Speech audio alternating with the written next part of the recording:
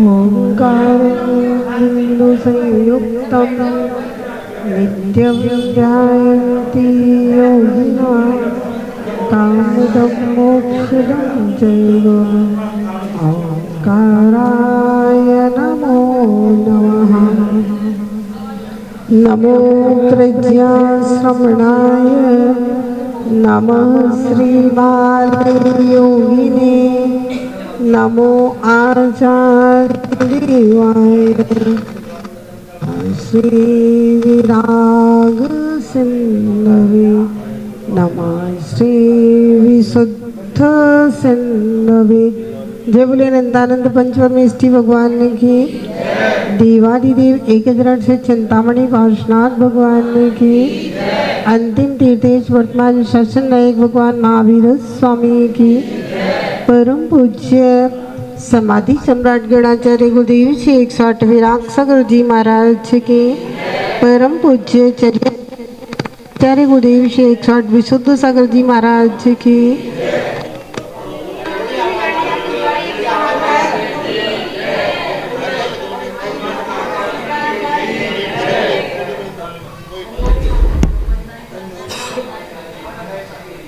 भव्य एक समय वह या हर समय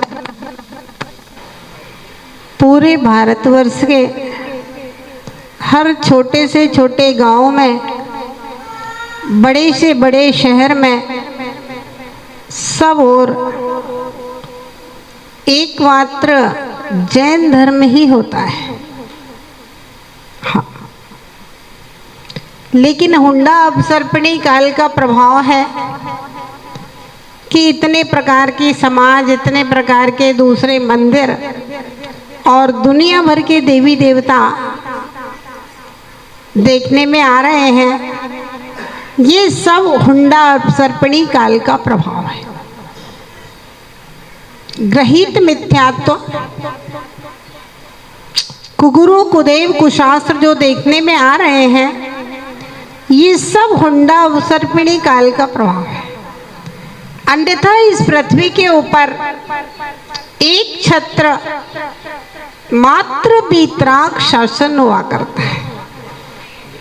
वीतराग देव हुआ करते हैं, भगवान के ही मंदिर हुआ करते हैं। आपको मालूम, चतुर निकाय के देवों के भवनों में, विमानों में एकमात्र वीतराग भगवान के विशाल विशाल जिनालय हुआ करते हैं। नंदीश्वर द्वीप में, पंचमेरु आदि में, मध्य लोक में 458 जो अकृत्रिम जिनालय हैं, वे सब जिनेंद्र भगवान के मंदिर हैं। यानी कि जिन शासन, सत्य शासन, सर्वज्ञ शासन, वीतराग शासन, ये सारे संसार को संचालित करने वाला शासन है।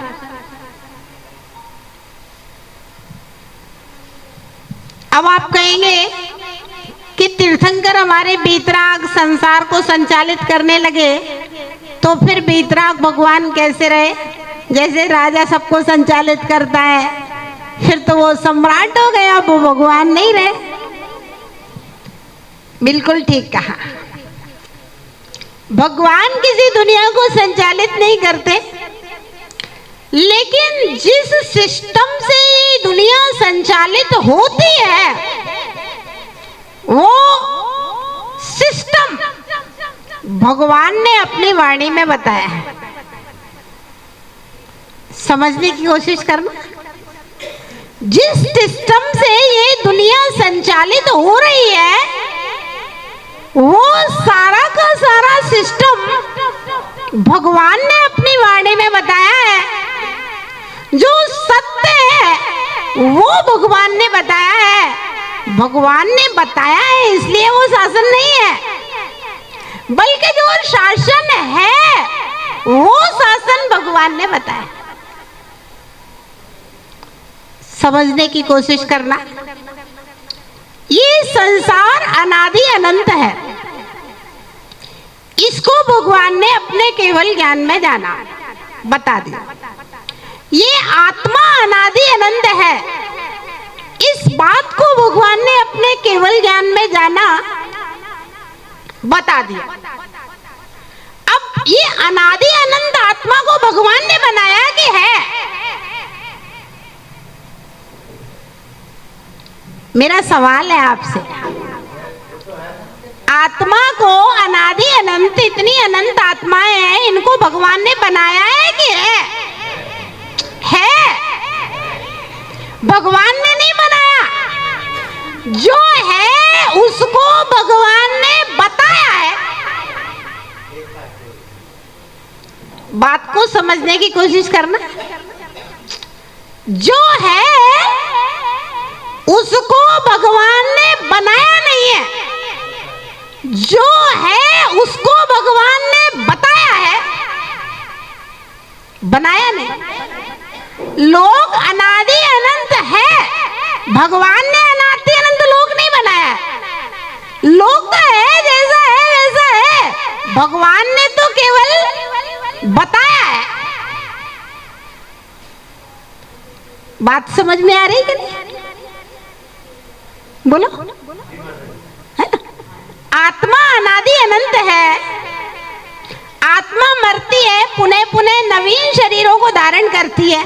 तो भगवान करवा रहे क्या कि भगवान कोई को मार रहे हैं, भगवान कोई को जन्म करवा रहे हैं, कि भगवान नवीन शरीर धारण करवा रहे?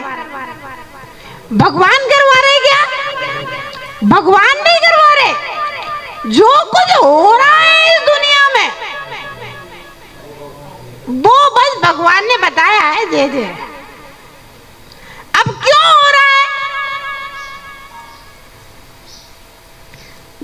एक बात आपको समझ में आ गई ना, कि जो जो हो रहा है इस दुनिया में, जो जो है वो भगवान के ज्ञान में आ गया और भगवान ने बता दिया। अब क्यों हो रहा है? क्या भगवान कर रहे हैं? कोई परमात्मा अच्छा बुरा करने वाला है? कोई परमात्मा आपको स्वर्ग और नरक भेजने वाला है क्या? नहीं। क्यों जाता है? ये जीव हिंसा, झूठ, चोरी, कुशल, परिग्रह, 5 पाप करता है, सप्त व्यसनों के परिणाम स्वरूप नरक में जाता है। और 5 महाव्रत, 5 अणुव्रत भगवान की पूजा पाठ आराधना करता है, शांत परिणाम रखता है, आत्मा का ध्यान करता है, तो स्वर्गों में जाता है, परोपकार करता है। तो अब भगवान स्वर्ग में भेज रहे हैं कि नरक में भेज रहे हैं? ना भगवान नरक में भेज रहे हैं और ना भगवान स्वर्ग में भेज रहे हैं। ये जीव जो कर्म करके नरक में जाता है वो भगवान ने बता दिया, और जो कर्म करके स्वर्ग में जाता है वो बता दिया। और जो जीव मुनि बन करके अगर आत्मा का ध्यान करके केवल ज्ञान प्राप्त कर ले तो मोक्ष में जाता है, वो भगवान ने बता दिया। भगवान करता नहीं है, भगवान तो वक्ता है।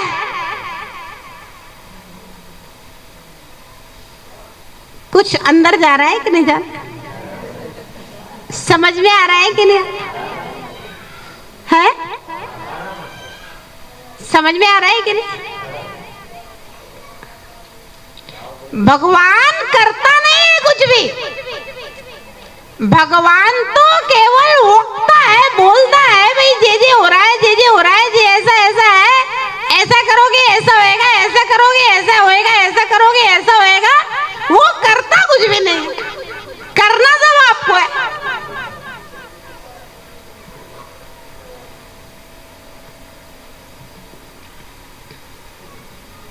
कुछ अंदर गया कि नहीं है? चेतन भैया, ईश्वर जी, समझ में आया क्या?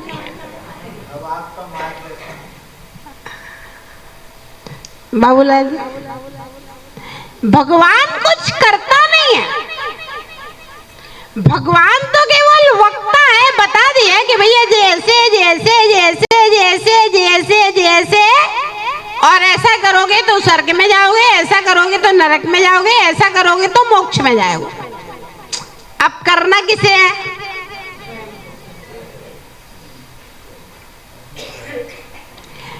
अब देखिए, भगवान की बातों के ऊपर अगर आप विश्वास कर लो कि भगवान झूठ नहीं बोलते, भगवान जो कह रहे हैं बिल्कुल सही सही कह रहे हैं,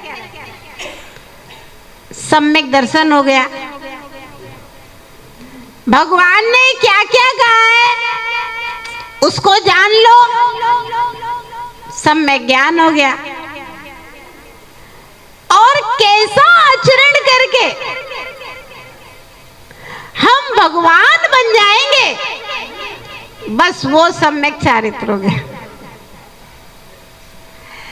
और आगम कहता है कि पूरे द्वादशांग जिनवाणी का सार सम्यक दर्शन ज्ञान चारित्राणी। अब बताओ कितना सरल है सम्यक दर्शन ज्ञान चारित्र। बाबूलाल जी कितना सरल है। ईश्वर भैया कितना सरल है सम्यक दर्शन, सम्यक ज्ञान, सम्यक चारित्र। अब लो, हम इतनी सी बात समझा रहे, तुम सुन ही नहीं रहे हो। हमने ये कहा भगवान संसार में कुछ भी नहीं करता है, जो हो रहा है बस वो उनके ज्ञान में आ रहा है, वो बता रहे हैं, बात खत्म। भगवान कुछ भी बनाता बिगाड़ता नहीं है, जो स्वतः बनता बिगड़ता है वो भगवान के ज्ञान में आ रहा है, उन्हें बता दिया। भगवान किसी को स्वर्ग नरक नहीं भेजता है, जो जैसे कर्म करता है उसके अनुसार वो स्वर्ग नरक जाता है। भगवान के ज्ञान में आया तो उन्होंने बता दिया, भाई ऐसा करोगे स्वर्ग जाओगे, ऐसा करोगे तो भगवान हमारा कर्ता नहीं है। भगवान हमारे बारे में सच्चाई को सिर्फ बताने वाला है। अच्छा, भगवान का उसमें कोई स्वार्थ भी नहीं है, राग द्वेष रही थे, उनको कुछ चाहिए नहीं, वे भगवान बन गए। ना तो भगवान को आपके मंदिरों की जरूरत है, भगवान को मंदिर चाहिए क्या? वो तो सिद्धालय में जाके उनकी आत्मा विराजमान हो गई, उनको मंदिर की कहाँ जरूरत है।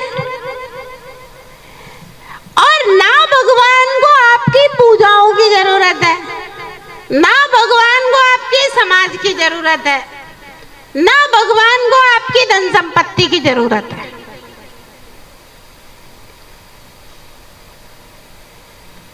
सिद्धालय में जाके विराजमान हो गए, उनको कुछ करना ही नहीं। अच्छा, केवल ज्ञान होने के बाद में भी उनको कुछ चाहिए नहीं। जब तक मुनि अवस्था में है तब तक एकमात्र आहार आपसे चाहिए, और जैसे केवल ज्ञान हो गया तो उसके बाद में आहार करते नहीं है, उनकी भूख प्यास खत्म हो जाती है। और केवल ज्ञान होने के बाद में तो उनको आपकी बसती का भी नहीं चाहिए, संत निवास भी नहीं चाहिए, जमीन में कदम रखते ही नहीं है। केवल ज्ञान होते ही 5000 धनुष ऊपर आसमान में ही विराजमान रहते हैं, नीचे तो उतरते ही नहीं, वहीं की वहीं मोक्ष हो जाता है। मतलब भगवान होने के बाद में भगवान को हमसे इतनी सी एक सुई भी नहीं चाहिए, एक कील भी नहीं चाहिए।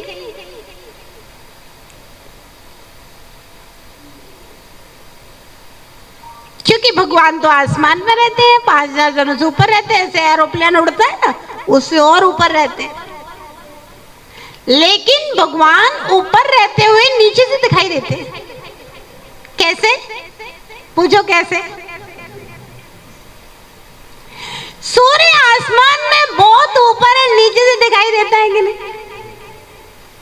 भगवान की आभा जो होती है शरीर की, वो करोड़ों सूर्यों से ज्यादा होती है, लेकिन वो आभा चंद्रमा की चांदनी की तरह शीतल होती है। अब बताओ, जैसे चंद्रमा दिखता है, सूर्य दिखता है, अगर भगवान आसमान में भी रहेंगे तो हमें नीचे दिखेंगे कि नहीं? बोलो, दिखेंगे या नहीं दिखेंगे? दिखेंगे। दूसरी बात जैसे ही भगवान को केवल ज्ञान होता है तो सबसे पहला भक्त भगवान का कौन होता है?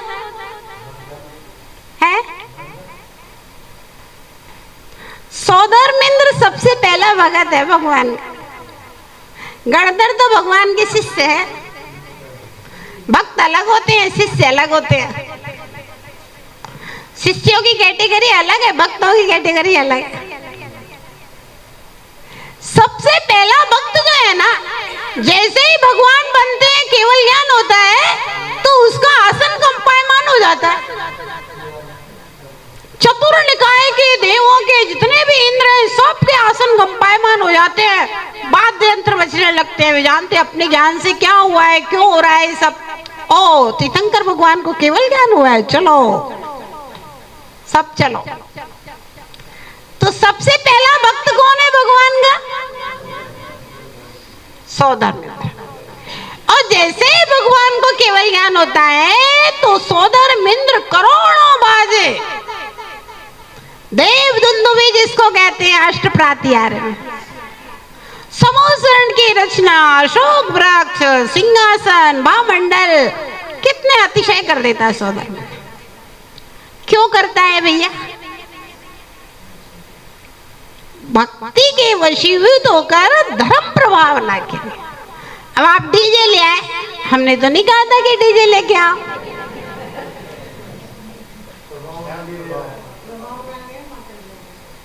बैंड बाजे ले आए, डीजे ले आए, जिनवाणी चैनल वाला बुला लिया। हमने तो नहीं कहा था आप कुछ भी लेके आओ। बोला था क्या? नहीं बोला ना, फिर भी आप लेके आए। क्यों लेके आए भैया? हाँ, भक्ति के वशीभूत होकर धर्म प्रभावना।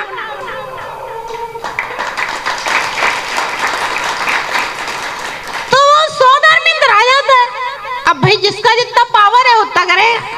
आपने इतना पावर है तो अपन ने इतना कर लिया। अब सौधर्मेंद्र का पावर बहुत ज्यादा है ना, उसकी संपत्ति बहुत ज्यादा है, तो वो अपनी प्रतिष्ठा के हिसाब से करेगा भैया, अपनी संपन्नता के हिसाब से करेगा। हमारी इतनी प्रतिष्ठा है, इतनी संपन्नता है, तो भैया अपन ने इतना ही कर लिया, कोई बात नहीं।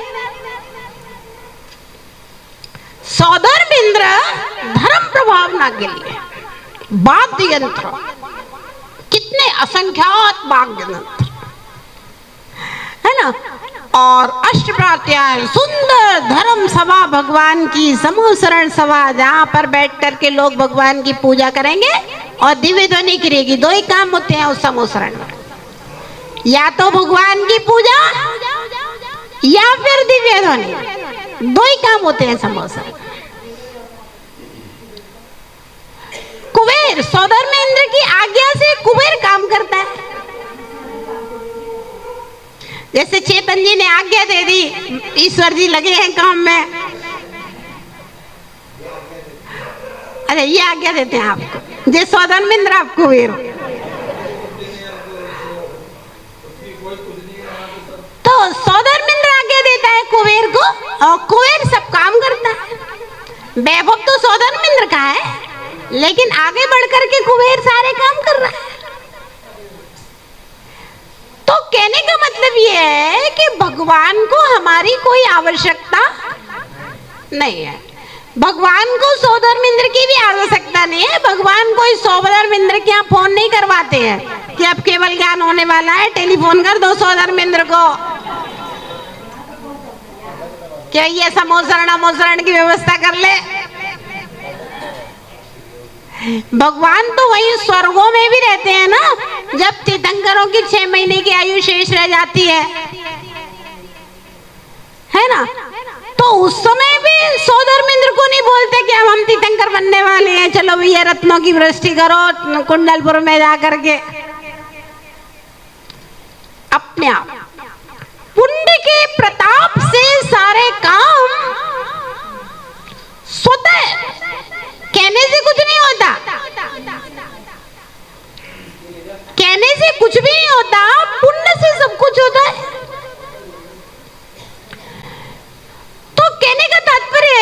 भगवान को हमारी आवश्यकता नहीं है। भगवान को सोधर्मेंद्र की भी जरूरत नहीं है, उन्हें तो केवल ज्ञान हो गया है और वहीं के वहीं मोक्ष चले जाएंगे, उनके सारे प्रयोजन सिद्ध हो गए, उनको कुछ नहीं करना।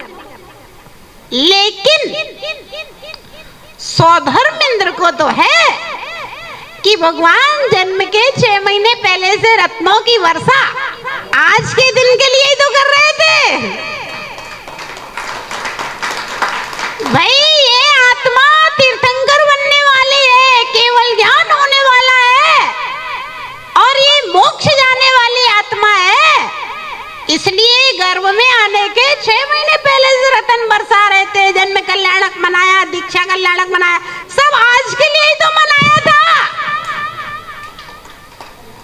और बड़ी खुशी से आकर के अब भगवान की दिव्य ध्वनि खिलेगी और संसार के बहुत सारे जीवों का कल्याण होगा।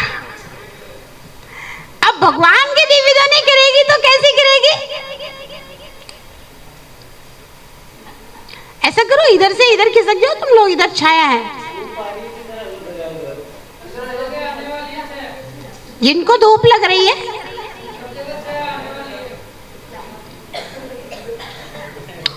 सुनो सुनो, इधर उधर मत देखो,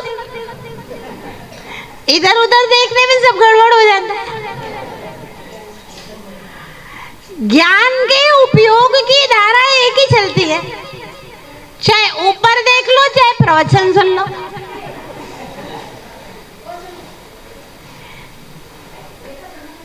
तो आज के लिए ही तो भगवान की सेवा गर्भ में आने के पहले से रत्नों की वृष्टि और वो सब चल रहा था। आज के दिन को ही सोच सोच करके सोधर्मेंद्र कितना खुश था इतने दिनों से। आज वो घड़ी आ गई जब केवल ज्ञान हो गया और ये मुनिराज भगवान बन गए। अब इनकी जो वाणी खिलेगी, बस वही वाणी संसार के जीवों का कल्याणकारी है। इसलिए भगवान जो कहते हैं वो कभी भी झूठा करते कुछ नहीं है। भगवान उनको कुछ करना भी नहीं है, भगवान से कुछ करने की आशा भी नहीं रखना, लेकिन होता है सब कुछ जैसा जैसा उन्होंने कहा है वैसा वैसा ही होता है, क्योंकि जैसा जैसा होता है वैसा वैसा भगवान ने कहा है, इसलिए वैसे ही वैसा होगा। तो भगवान के वचनों पर अगर हमें विश्वास हो जाए, भगवान ने जो कहा है बिल्कुल वैसे ही वैसा है, सम्यक दर्शन हो गया, सम्यक भगवान के वचनों को जाना, सम्यक ज्ञान हुआ और भगवान के वचनों को जान करके भैया श्रावक धर्म का पालन करने से, व्यसनों को त्यागने से, कसायों को छोड़ने से और भगवान देवशास्त्र गुरु की पूजा आराधना में मन लगाने से, संसार के विषयों से हटाकर, क्योंकि मन रुकने वाला तो है नहीं। आप सोचो हमारा मन रुक जाए, रुकेगा नहीं, उसको तो चलना ही है मन को। अगर आप देवशास्त्र गुरु में भगवान की पूजा पाठ में नहीं लगाओगे तो मन कहाँ जाएगा? मंडी में जाएगा, 2 के 4 करने में लगेगा, होटलों में जाएगा, पिक्चरों में जाएगा, है ना, और किसी के ऊपर गुस्सा करने में लगेगा, किसी को नीचे दिखाने में लगेगा, किसी से झूठ बोलने में लगेगा, भोगों में लगेगा, खाने पीने में लगेगा, उल्टी सीधी चीजें खाएगा, बक्ष बक्ष। और देवशास्त्र गुरु में मन लग गया तो अब देखो, आज आप लोगों ने कुछ नहीं खाया और अगर हम नहीं आते तो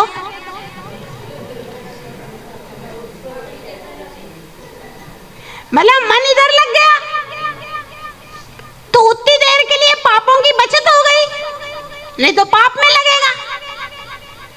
मन अगर जाप में नहीं लगाओगे तो पाप में तो लगना ही लगना है, क्योंकि मन की नियति है पानी की तरह, पानी अपने आप तो नीचे ही बहता है और ऊपर ले जाने के लिए मोटर लगानी पड़ेगी हॉर्स पावर की। जितना ऊपर ले जाना है उतनी बड़ी हॉर्स पावर की। अब आपको अपनी आत्मा को जितना ऊपर ले जाना है अपने मन के लिए उतनी हॉर्स पावर की मोटर लगानी पड़ेगी। तो भैया भगवान को हमसे कुछ भी नहीं चाहिए। अगर हम भगवान के वचनों पे विश्वास कर ले तो हम सम्यक दृष्टि हो जाए, भगवान की बातों को जान लें, भगवान ने क्या क्या कहा है तो हम सम्यक ज्ञानी हो जाए। और अगर हम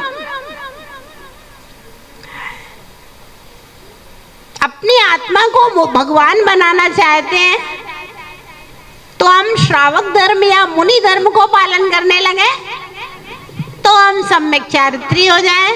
बस यही सम्यक दर्शन ज्ञान चारित्राणी, यही मोक्ष मार्ग है। अब बताओ सरल है कि कठिन है?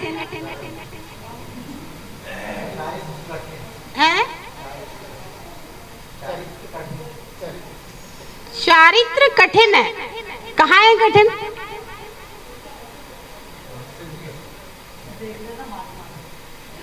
हो जाएगा। आपको बस विश्वास होना चाहिए, सब हो जाएगा। एक बच्चा डॉक्टर बनने के लिए, इंजीनियर बनने के लिए कितनी मेहनत करता है, कितनी पोथियां पढ़ता है वकील बनने के लिए। वकीलों की वहां जाना, कितने बड़े बड़े रखे रहते हैं ग्रंथ, लाइन लगी, कितनी पोथियां पढ़ी हैं। धर्म की तो भैया एक तत्वार सूत्र ग्रंथ पढ़ लो, एक समयसार पढ़ लो, पूरा धर्म समझ में आ जाएगा। लेकिन हम कहते नहीं, हमसे नहीं पढ़ा जाएगा, ज्ञान नहीं है, बुद्धि नहीं है। बुद्धि तो है।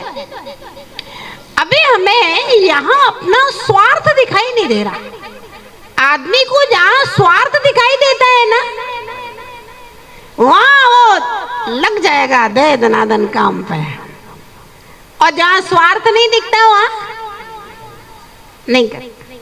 तो स्वार्थ क्यों नहीं दिख रहा? क्योंकि हमें भगवान के वचनों पे विश्वास नहीं है। और वचनों पे विश्वास हो जाए भगवान की वाणी पे तो आप लग जाओगे लाइन में, फिर नहीं कहोगे। क्योंकि मार्ग बहुत प्रकार का है भाई। जिनके पास पैसा है वो पैसा खर्च करे,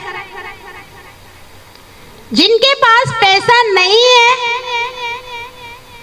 शरीर में क्षमताएं हैं, वे व्रत उपवास करते हैं। जिनके पास पैसा भी नहीं है और व्रत उपवास मुनि बनने की क्षमताएं भी नहीं है, तो भाई कम से कम रात्रि भोजन का त्याग करना है, इतनी तो क्षमता सबके पास है। बोलो भैया, है कि नहीं? लेकिन फिर भी हम नहीं करते, क्यों? चत्वारि नरक द्वारम प्रथमम रात्रि भोजनम। नरक का द्वार है रात्रि भोजन, क्यों करते हो? क्यों नरक के द्वार में प्रवेश कर रहे हो रात्रि में खाना खा के? और रात्रि भोजन का त्याग करेगा तो सीधा स्वर्ग के द्वार में प्रवेश करेगा। अब बताओ शक्ति है कि नहीं है? है?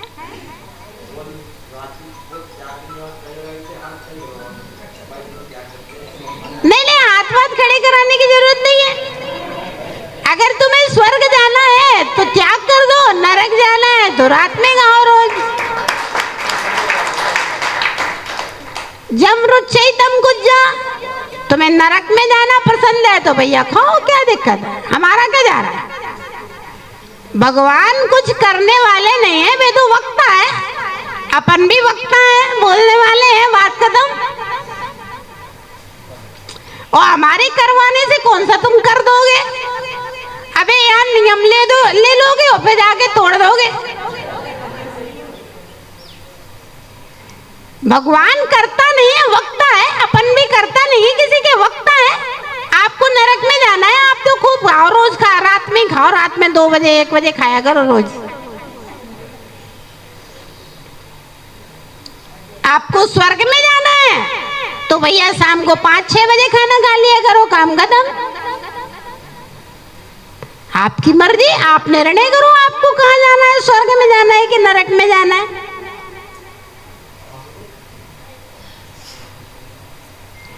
डॉक्टर कहता है कि भैया खाना खा के मत सो, सोने के 4 घंटे पहले भोजन करो। अब आपको बीमार होना है तो रात में 11 बजे खाओ, 12 बजे और सो जाओ अच्छे से। ये बीमारियां अभी नहीं हो रही, 40 साल के बाद लगती। 40-50 के बाद बीमारियां लगती हैं, अभी नहीं हो रही, छोटी उम्र है, पता नहीं चल रहा है। डॉक्टर कहता है भी शाम को 5-6 बजे अपना भोजन कर लो, 4 घंटे बाद 10 बजे सो जाओ, सुबह 4-5 बजे सो के उठ जाओ, खुली हवा में थोड़ा सा टहलो, अपना वो करो, स्वस्थ रहोगे। अब तुम रात में 12 बजे खाना खाओगे, 2 बजे सोओगे, 10 बजे सो के उठोगे, बीमार होना ही होना है। अब आपको बीमार होना है तो भैया हो, इसके लिए कौन रोक सकता है आपको। और आपको स्वस्थ रहना है तो अपनी दिनचर्या को व्यवस्थित बनाओ। जम रुचे तम कुज्जा, जो रुचे सो करो। भगवान किसी को जबरदस्ती रात्रि भोजन त्याग नहीं करवाते हैं, उन्हें तो बता दी व्यवस्था कि भाई रात्रि भोजन का त्याग करेगा, त्याग के फल से अच्छी गति में जाएगा, रात्रि भोजन करेगा तो पाप के फल से नरक में जाएगा। अब आपको जहां जाना है वैसा काम करो।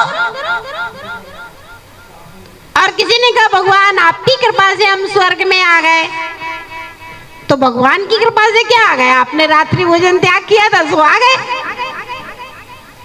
लेकिन फिर भी लोक व्यवहार में भगवान की कृपा, गुरु की कृपा मानी जाती है, माननी चाहिए, तभी कल्याण होगा, है ना। तो भगवान की भक्ति करेंगे, भक्ति मतलब भगवान के ऊपर श्रद्धा करेंगे, विश्वास करेंगे, तो हमें अपना सही सही स्वार्थ समझ में आएगा, सही सही मार्ग दिखाई देगा, और हम उस मार्ग में चलेंगे तो हम खुद ही भगवान बन जाएंगे। तो भगवान की वाणी की कृपा से उस मार्ग को जान करके हम चले, भगवान बन गए, ये उनकी कृपा से बन गए। मील के पत्थर लगे रहते हैं ना, इस दिशा में 2 किलोमीटर पर राजमहल है, मील का पत्थर है भगवान की वाणी। तो रात्रि भोजन त्याग की दिशा में मृत्यु के बाद स्वर्ग है, मील का पत्थर है, इस दिशा में 2 किलोमीटर पर नरक है। रात्रि भोजन करेगा तो मृत्यु के बाद नरक जाएगा। अब मर्जी आपकी है, भगवान की वाणी तो मील का पत्थर है, बता दिया, अब मर्जी आपकी है, आप इस दिशा में जाओगे तो स्वर्ग मिलेगा, इस दिशा में जाओगे तो नरक मिलेगा। अब आपको क्या करना है, किस दिशा में जाना है, निर्णय आपका है। अगर पहुंच गए स्वर्ग, उस दिशा में चले, तो भैया वो मील का पत्थर लगा था, उसकी कृपा से आ गए, नहीं तो पता नहीं कहां भटकते रहते। और नरक में पहुंच गए तो भी भैया मील का पत्थर लगा था, एक ही मील के पत्थर के ऊपर दोनों एरो बने हैं।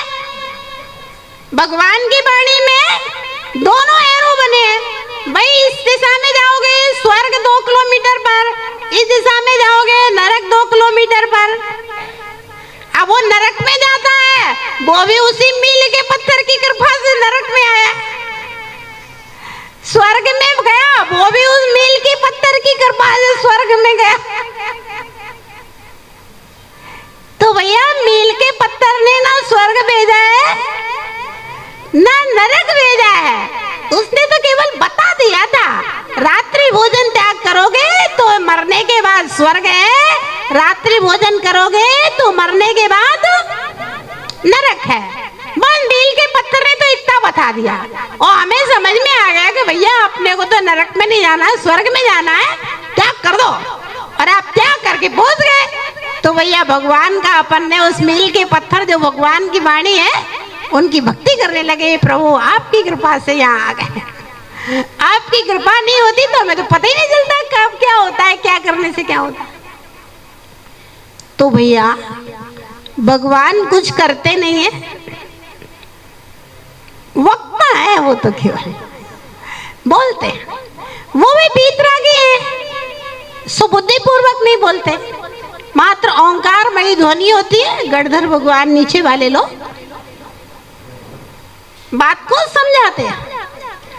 तो इस प्रकार से भगवान के वचनों पर विश्वास करना सम्यक दर्शन, भगवान के वचनों को जानना सम्यक ज्ञान, और उस राह पर चल करके भगवान बन जाना सम्यक ज्ञान। अब बताओ सरल है कि कठिन है? भाई जिनकी जितनी क्षमता है उतना चलो, जिनकी जितनी क्षमता है, मैंने कहा ना, जिनके पास धन है वो धन खर्च करो, जिनके पास तन है वो तन से तपस्या करो, है ना। शरीर में क्षमताएं भी नहीं है, पैसा भी नहीं है, तो वही कम से कम विश्वास पूर्वक भगवान की बात को स्वीकार तो कर लो। बात तो ऐसे ही है। अब हम नरक के मार्ग में नहीं जाएंगे, भले ही कछुए की चाल चलेंगे, लेकिन स्वर्ग और मोक्ष के मार्ग पर ही चलेंगे। खरगोश की चाल नहीं चलना, कछुए की चाल चलना। लेकिन रास्ता मेला के रास्ते पे चलते रहोगे। खरगोश से पहले कछुआ पहुंच गया था, खरगोश तो सो गया ना। कितना सरल है धर्म। किसके लिए है? किसके लिए?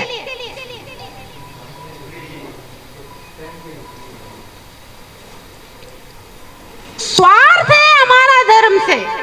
क्या है? स्वार्थ है। स्वार्थ मान के धर्म करो, मत लगेगा। आचार्य पूज्यपाद महाराज शांति भक्ति में लिखते हैं, हे प्रभु, आपके पास जितने भी भक्त आते हैं ये आपसे प्रेम बस नहीं आते, ये सब स्वार्थ के कारण आते हैं। स्वार्थ क्या है? बोले भगवान संसार में दुख बहुत है, संसार में दुख बहुत है। जब बहुत गर्मी लगती है, बहुत गर्मी, जेठ की दोपहरी होती है, तप जाता है आदमी, तो ठंडे पानी से प्रेम करता है, एसी से प्रेम करता है। और अगर सर्दी हो कड़ाके की, उस समय एसी में बिठा दे आपको ले जाके, ठंडा ठंडा पानी पीने के लिए दे दे। सर्दी कड़ाके की सर्दी है, बर्फ डाला हुआ पानी दे दे, तो कहा कि भगवान जैसे ग्रीष्म ताप से तपा हुआ व्यक्ति चंदन से प्रेम करता है, ठंडे जल से प्रेम करता है, ठंडी ठंडी चीजों से प्रेम करता है, ऐसे ही हे भगवान संसार में दुख बहुत है और आपके चरणों में सुख और शांति है। इसलिए ये भक्त अपने स्वार्थ के लिए आपके चरणों में आते हैं। भगवान भी कहते हैं भैया कोई हमसे प्रेम करे, हमें इसकी कोई जरूरत नहीं है, हमारे तो सारे काम सिद्ध हो चुके हैं। अब अगर आपका स्वार्थ है तो वही आओ पूजा करो, आपके स्वार्थों की पूर्ति होगी, आप पापों से बचेंगे, पुण्य में लगेंगे, अच्छी गति में गमन करेंगे। और अगर हमारे पास नहीं आओगे तो फिर पापों में लगे रहोगे, सो सीधे नरक निगोद के रास्ते में चले जाओगे। कहता है भक्त भगवान के चरणों में, भव सागर में दुख ना मिलता, तेरी शरण में आता क्यों। कह रहा है भक्त भगवान, अगर संसार में दुख ना होता, परेशानी नहीं होती, लोग आते हैं माता ये परेशानी, ये परेशानी, ये परेशानी घर में, तो हम लोग भी कहते हैं ना, भगवान के पास जाके 11 माला फेरना, नमोकार की परेशानी दूर हो जाएगी। जाओ शांति विधान करना, रोज 108 दिन शांति विधान करो, परेशानी दूर हो जाएगी। अगर घर में दुख नहीं होता तो मंदिर में आते ही काहे को? भव सागर में दुख ना मिलता, तेरी शरण में आता क्यों? शरण में आकर सुख ना मिलता, तेरी शरण में आता क्यों? हे भगवान, संसार में दुख नहीं होता, घर में दुख नहीं होता, तो मंदिर क्यों आते? और मंदिर में आके शांति नहीं मिलती तो भी मंदिर क्यों आते? अब बोलो, मंदिर में आके शांति मिलती है कि नहीं?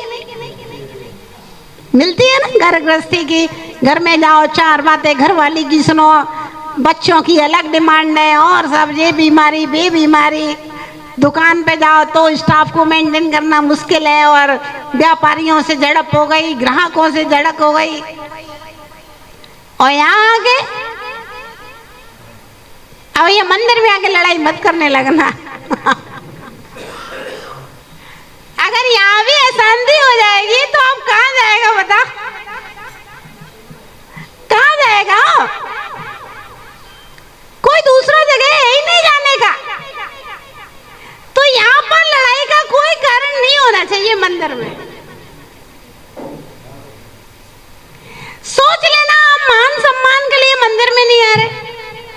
सबसे बड़ा मंदिर में खाता है तो मान सम्मान खा जाता है आदमी को।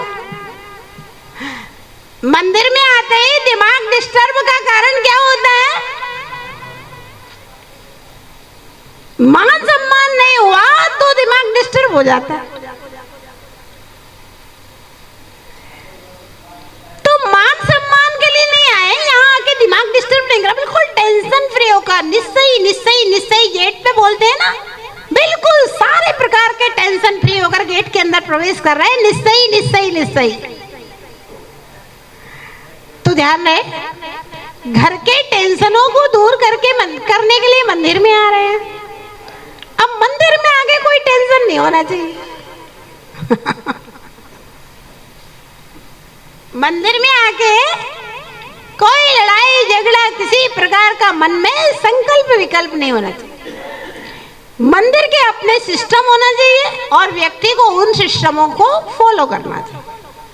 लड़ाई झगड़े का कोई काम नहीं। तो कहा, हे प्रभु, संसार में दुख नहीं होता तो मंदिर में क्यों आता? और आपके चरणों में बैठ के शांति नहीं मिलती तो भी आपके चरणों में क्यों आता? ध्यान रखना, जो लोग मंदिर में अशांति फैलाते हैं उनके लिए महापाप लगता है। अन्य स्थाने कथम पापम धर्म स्थाने विनश्यति, धर्म स्थाने कृतम पापम वज्रलेपो भविष्यति। क्यों? क्योंकि बेचारा घर गृहस्थी से, संसार से दुखी होकर बड़ी मुश्किल से भगवान के लिए उसने 1 घंटा निकाला, और यहाँ वो स्वाप प्रवचन में बैठा है और आप माइक लेकर के उल्टी सीधी बातें इधर उधर की बोलना शुरू कर दिए। तो भैया कितना पाप लगेगा? अगर हम इस गद्दी के ऊपर बैठ करके 100 लोग अगर हमारे प्रवचन सुन रहे हैं, 1 मिनट का मतलब होता है 100 मिनट।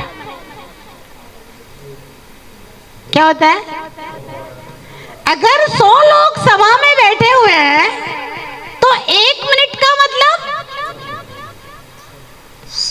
पदम जी 100 मिनट हुआ ना। सबका 1-1 मिनट मिला के 100 मिनट हुआ। अब अगर आप तो यहाँ उपदेश सुनने के लिए बैठे हैं और हमने यहाँ आकर के शुरुआत कर दिया, ये पदम जी ने वहाँ ऐसा किया, हम देवली में रहे, इन्हें हमारे साथ अच्छा व्यवहार नहीं किया, और समाज मतलब किया नहीं है इन्होंने ना, हम ऐसा बोल रहे हैं। या आपके हम यहाँ पर आए, आपने हमें पूछा नहीं और हमारा स्वागत नहीं किया, सम्मान नहीं किया, और ऐसी समाज है यहाँ की, ऐसी समाज है और ऐसी समाज है, हम लग गए थे। इनकी लड़ाई है और जी हमारे भगत है, तो हम इनका चेतन जी का नाम लेके सुनाने में लगे हुए हैं। तो हमने क्या किया भैया, बेचारे जो 100 लोग भगवान के वचन सुनने के लिए इधर आए थे, और हमने उनको बिना मतलब की, समाज की, आपस की व्यक्तिगत बातें सुना करके 10 मिनट अगर हम प्रवचन किए तो कितने मिनट हो गए? 1000 मिनट दुष्श्रुति का पाप हमने बांध लिया बोल करके। और आप आए, 100 लोग बैठे हैं और हमने आधा घंटा बढ़िया प्रवचन कर दिया, शानदार। ऐसा प्रवचन कर दिया जैसा उपदेश उन मुनि महाराज ने उस शेर को दिया था, भगवान महावीर स्वामी के जीव को। सम्यक दर्शन प्राप्त कर लिया उसने। जैसा उपदेश अरविंद मुनि ने हाथी को दिया था, वो भगवान पारसनाथ बन गया। ऐसा अगर हमने बढ़िया उपदेश सुना दिया जिससे किसी एकाध जीव को भी सम्यक दर्शन हो गया, सबको नहीं हो तो, लेकिन सबने कम से कम 1 घंटा यहाँ पुण्य तो बांधा अच्छे भाव करके कि हाँ बात तो सही है, बात तो सही है। ऐसा प्रवचन सुन के लगता है कि नहीं? अब मंदिर के बाहर जाके जो चाहे लगे, लेकिन जब तक प्रवचन में बैठे हैं उतनी देर तो लगता है ना। बात तो बिल्कुल सही है, धर्म की बात बिल्कुल सही है। आदि में समझो या अंत में समझो, धर्म ही शरण है। आदि में समझो या अंत में समझो, धर्म ही सरल है।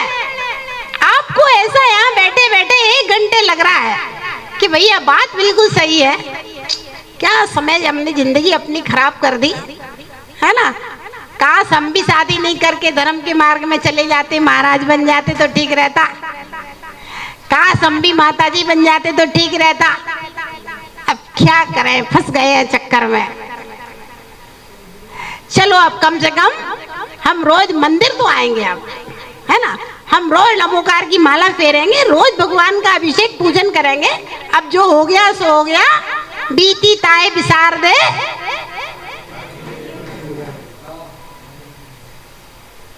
बीती ताए बिसार दे। अब जो हो गया सो हो गया, ब्याह हो गया, जिंदगी पूरी निकल गई, 60 साल के हो गए, 70 साल के हो गए, लेकिन अब जो बचा है उसमें हम भगवान का अभिषेक पूजा रोज करेंगे, साधुओं की सेवा करेंगे, माला फेरेंगे। अब शांति से अपना जीवन जीना है मुझे तो 1 घंटा हमने प्रवचन सुनाया और 100 लोगों के मन में अगर 1 घंटा अच्छी भावना रही, भले ही बाद में उनने कुछ नहीं किया, इस गेट के बाहर जाके सब बदल जाते हैं। अगर 1 घंटे उनके अच्छे भाव रहे तो 100 लोगों के 1 घंटा के हिसाब से आप गणित लगा लीजिए कितना पुण्य हमने बांध लिया।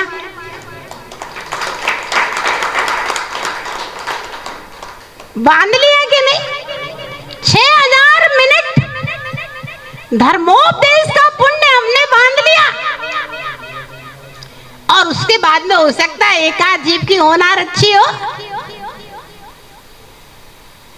एकाध जीव की होनार अच्छी हो, ऐसा होता है। लोग कहते हैं माता जी आपके विधान में बैठे थे तब से हम रोज अभिषेक पूजन करने लगे। प्रभाव तो होता है। अरे माता जी का चतुर्मास हुआ था, महाराज का चतुर्मास हुआ था, तब से हम मंदिर जाने लगे, तब से हमने रात में गाना छोड़ दिया। हो गया मान लो असर किसी को, तो भैया वो कितने दिनों तक धर्म का पालन कर रहा है, विशुद्ध परिणाम कर रहा है, ये हमारे उपदेश का प्रभाव। तो ध्यान रखना, मंदिर में लड़ाई झगड़ा मत करना। किसी प्रकार का कभी भी जीवन में एक दूसरे को डिस्टर्ब कलह करने की कोशिश नहीं करना चाहिए। क्योंकि मंदिर में हम संसार के दुखी बहुत हैं और यहाँ शांति के लिए आए हैं। और यहाँ भी अगर कलह हो गया तो अब बेचारे के लिए तो सारे रास्ते बंद हो गए।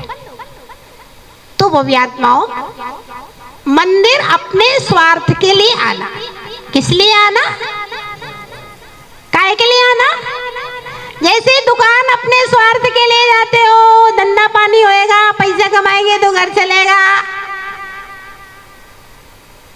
ऐसे ही मंदिर अपने स्वार्थ के लिए आना, भगवान के लिए नहीं जा रहे, पुण्य कमाने जा रहे हैं।